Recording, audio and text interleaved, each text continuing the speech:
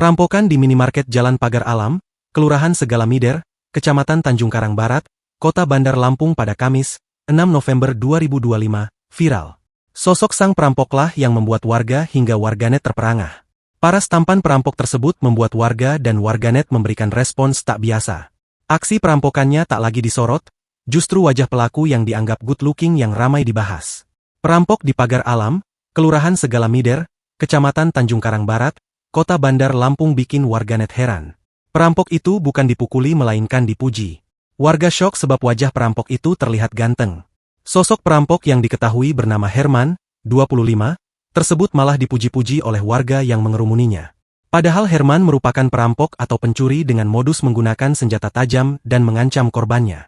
Video penangkapan pria tersebut salah satunya diunggah oleh akun Instagram Prabu Mulih Ngehits. Terlihat di video, sambil diamankan oleh petugas berseragam TNI, perampok tersebut terduduk di pojok tembok dengan tangan ke belakang.